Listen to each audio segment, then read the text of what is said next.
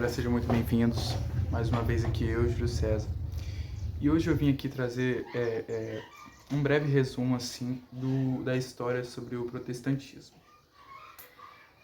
O que acontece? No vídeo que eu já fiz anteriormente, falei um pouquinho sobre o catolicismo e sobre um pouquinho, do que eu entendo. Tanto que o título do vídeo anterior é Entendendo o Catolicismo e não Explicando, ok? Então, ali naquele vídeo eu falei um pouco do que eu entendo sobre essa vertente, sobre essa religião, sobre essa vertente do cristianismo que é o catolicismo. E nesse vídeo eu não vou apenas dar minha opinião, eu vou explicar por quê. Porque eu vivo o protestantismo, ok? E nesse vídeo eu vou ser bem mais técnico do que no vídeo anterior, que no vídeo anterior eu não fui tão técnico, Eu fui mais, mais por opinião e mais por, biblicamente, falando, que eu vi dentro da Bíblia a respeito das regras que são praticadas aí dentro do catolicismo.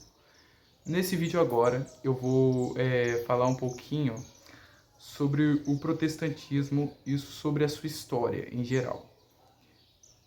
Para começar, é bom a gente deixar bem claro que o protestantismo, de certa forma, ele é quase que um arqui-inimigo assim, do catolicismo. Por quê? Durante a Idade Média, a Igreja Católica ela sempre foi a classe dominante, pode-se dizer assim, por quê? Porque todo mundo acreditava que o Papa ele era infalível, que o Papa não pecava, que o Papa não errava. Ou seja, o que o Papa falava estava certo, ok? Então, como eu já disse anteriormente, a credibilidade da Igreja Católica foi sido muito questionada a partir da época em que Lutero começou a fazer o seu movimento. Já tinha sido questionado anteriormente, é claro, porém, não tinha tido um impacto real como teve depois da escrita de Lutero, das 95 teses.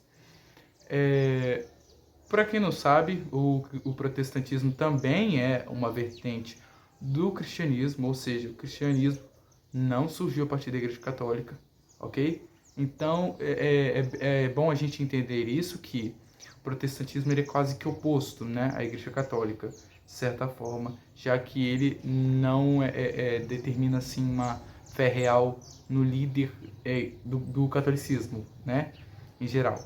Então, o que acontece? Para quem não sabe, foi criada na Alemanha, Foi criado na Alemanha o protestantismo, após Lutero publicar 95 teses.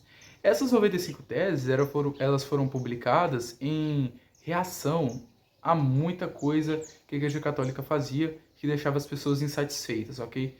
Então é bom lembrar que meio que o protestantismo ele não surgiu para poder ser adversário da igreja do catolicismo, em geral, mas sim para poder demonstrar uma resposta em relação às atitudes impostas pela Igreja Católica aos seguidores em geral, ok? Então o que acontecia? A Igreja Católica ela exigia indulgências, ok?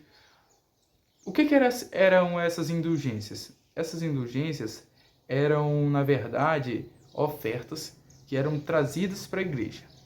Para que essas ofertas serviam, gente? Para a remissão dos pecados, ok? Então, na Idade Média, a Igreja Católica ela fazia assim, olha, você pecou, então você vai oferecer esse valor em dinheiro, ou você vai oferecer essa quantidade de cabras ou de bois, e em troca dessa quantidade de bens materiais, você vai ser limpo, Você vai ser, vamos dizer assim, purificado, você está salvo, Digamos, entre muitas aspas, você está salvo. E o que acontecia? As pessoas levavam esses dinheiros, levavam esses bens materiais, levavam o que elas podiam contribuir, elas levavam, E eu não estou falando só dos impostos, eu estou falando de indulgências além dos impostos que eram pagos, ok? Então, o que acontecia? Muitas pessoas começaram a duvidar, porque meio que a palavra de Lutero foi uma palavra bem adversa à Igreja Católica. Porque o que Lutero publicou nas suas 95 teses, que baseia-se, eu acho que é uma das é a principal, né, que posso assim dizer, que todo mundo tem que ter ciência que existe dentro das 95 teses, é que Lutero acreditava o quê? Que o ser humano ele era salvo pela fé, ok? Então, para Lutero, você não precisava de chegar e, olha, toma aqui minha ovelha, toma aqui o meu boi, toma aqui essa quantidade de dinheiro para que eu seja salvo. Lutero acreditava que se você acreditasse em Jesus Cristo, se você aceitasse Jesus Cristo, você automaticamente já estaria salvo, ok? Então, o que aconteceu?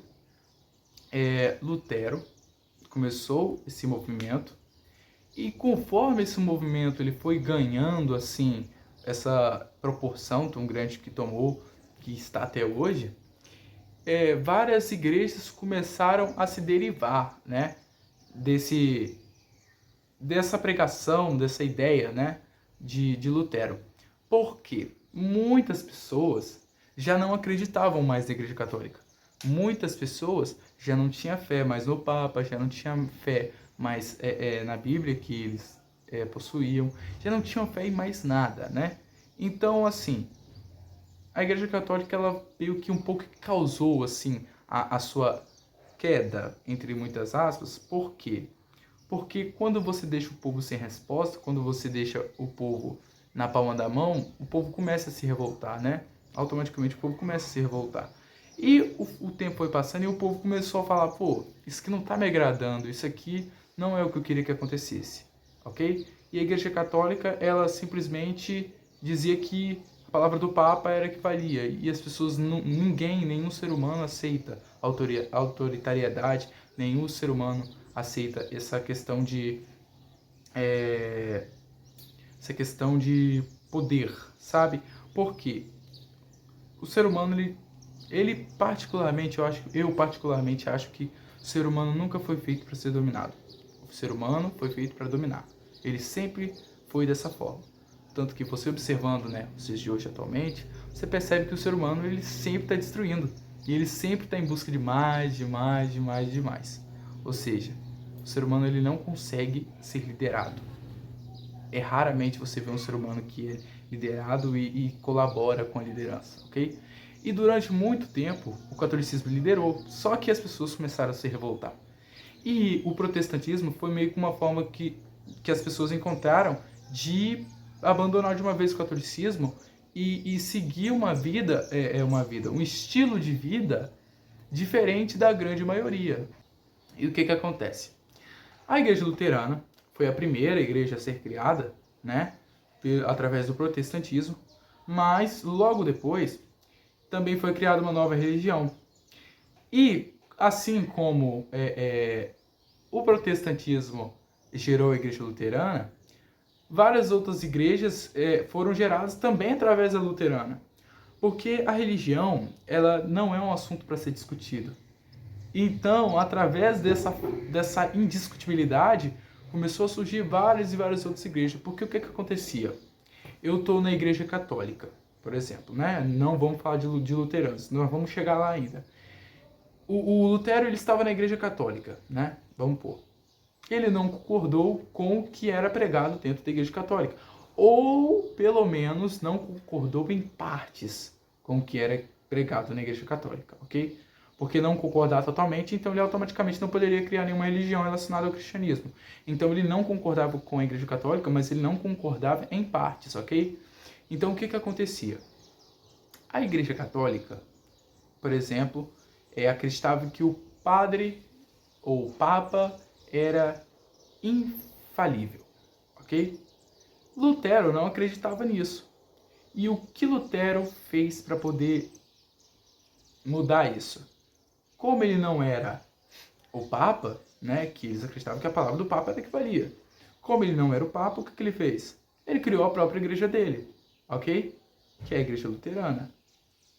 E ele, além de criar a igreja, ele ainda deu uma indicação que, olha, você quer uma igreja que realmente se baseie na Bíblia, se você quer criar uma igreja que realmente obedeça a palavra de Deus, você vai ter que obedecer isso aqui, ó.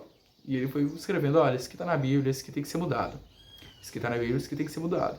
E automaticamente, conforme o tempo foi passando, foi se desenvolvendo e chegou na Igreja Luterana, ok? Conforme o tempo foi passando, outras pessoas, assim como Lutero, começaram a discordar da Igreja Católica. É bom lembrar que algumas igrejas foram derivadas, assim como Lutero, da Igreja Católica, ok? Então a gente não pode dizer que essa religião aqui ela é originária do protestantismo, mesmo sendo uma igreja que acreditava nas mesmas coisas que o protestantismo acreditava, ok? Ou seja, é tipo assim, um homem cria uma religião baseada na outra religião. Só que ele cria essa religião não porque ele não acreditava na religião católica, não porque ele não acreditava na religião que ele estava vivendo, mas por causa que um errinho que as pessoas viam na religião, elas já queriam fazer o quê? Mudar. E o que aconteceu? No século 13 ali mais ou menos, século 13, século 14, né? Um rei, ele resolveu se casar novamente. Só que a Igreja Católica não permitiu. E o que aconteceu? Esse rei, né? Eu acho que ele já estava um pouco motivado pelo protestantismo, acredito, né? Esse rei decide criar a sua própria religião. E que religião era essa? Que igreja era essa? A Igreja Anglicana. Essa igreja foi criada por esse rei pelo fato do Papa simplesmente não aprovar o primeiro casamento dele. Ele queria se casar pela segunda vez, mas o Papa invalidava o primeiro casamento dele. E ele não aceitou isso. E não aceitando, em vez dele aderir-se ao protestantismo, à Igreja Luterana em geral, ele se tornou uma nova igreja que se faz parte da vertente do protestantismo, ok? Porque ele acreditava que o Papa tinha errado, ok? Se a Igreja Católica prega que o Papa é inefável e o homem discorda do Papa, ele automaticamente já cria uma outra igreja, ok? Já cria uma outra igreja baseada nas 95 teses. E esse homem criou sua igreja, a Igreja Anglicana, ok? Logo depois, alguns anos depois, tivemos mais uma igreja criada com base no protestantismo, que é uma das mais polêmicas, eu posso assim dizer, pelo fato deles acreditarem em algo que, por exemplo, eu não acredito. Eu ainda vou chegar na minha igreja, que também é baseada nessa vertente, que é a igreja pentecostal. A minha igreja não acredita nessa igreja pelo fato de uma simples regra, por exemplo. E por uma simples regra, a minha igreja surgiu, ok? A minha igreja, no caso, eu falo a minha igreja, mas não a minha igreja, mas sim a minha...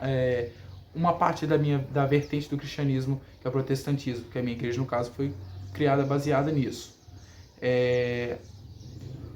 A igreja calvinista foi criada logo após a anglicana. E como é que funciona, assim, para a igreja calvinista? A igreja calvinista, ela foi criada, para quem não sabe, pelo teólogo francês João Calvino. O que o teólogo francês João Calvino acreditava? Ele acreditava que nós, seres humanos, já nascíamos, ou já nascemos, né, por assim dizer, porque essa religião ainda existe, ainda é frequentada por muitas pessoas. Inclusive, nós ainda vamos chegar em outra igreja que se deriva dessa religião no geral, assim, dessa denominação no geral, que o calvinismo, o João Calvino, ele acreditava assim: eu e você, nós nascemos já com o destino pré-determinado. Ou seja, eu nasci, e se Deus falar assim, esse vai para o céu, eu posso fazer o que for. Posso cometer crimes, eu posso assassinar pessoas, eu posso fazer o que for de errado. Mas eu sempre vou ser salvo, ok? E a minha religião, por exemplo, minha denominação não acredita nisso, ok? Então vamos lá. Logo depois do calvinismo, né, veio também a igreja presbiteriana, que é uma nova vertente do calvinismo, ok? Então, calvinismo, a gente tem que deixar isso claro, calvinismo é uma vertente do protestantismo e a presbiteriana é uma vertente do calvinismo, ok? Assim, uma coisa deriva a outra, ok? Calvinismo deriva do protestantismo e presbiterianos são derivados dos calvinistas. Logo após o calvinismo veio também a metodista. E o que é a igreja metodista? A igreja metodista, por si só, ela basicamente é uma derivação da igreja anglicana. Só que a igreja metodista ela veio com algumas modificações. A igreja metodista ela veio mais focada na espiritualidade, por assim dizer, mais focada nas questões sociais, como por exemplo ajudar quem está necessitado, como por exemplo o envolvimento da igreja,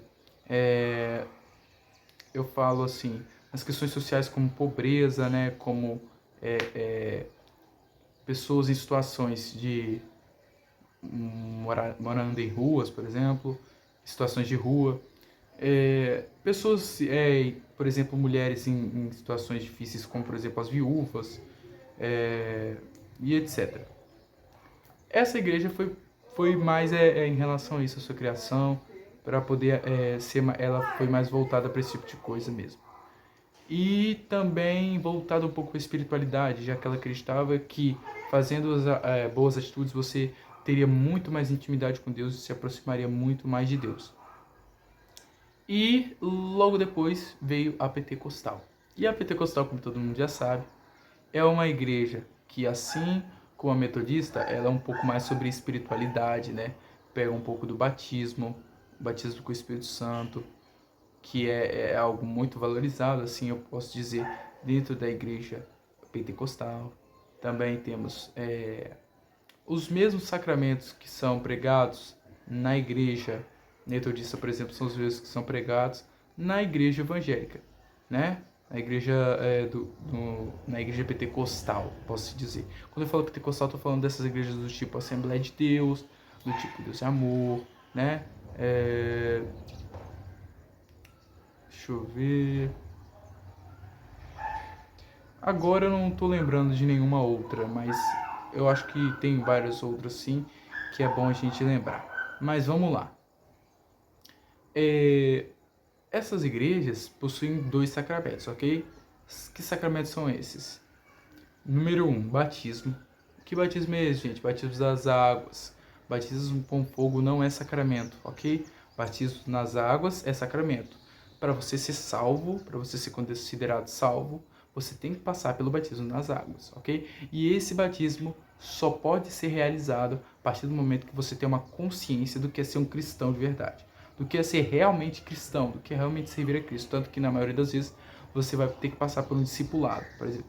Eu não vou prezar porque eu já sou cristão desde quando eu nasci, eu já entendo bastante da palavra de Deus, então eu acho que não há necessidade, por exemplo, de eu passar por isso.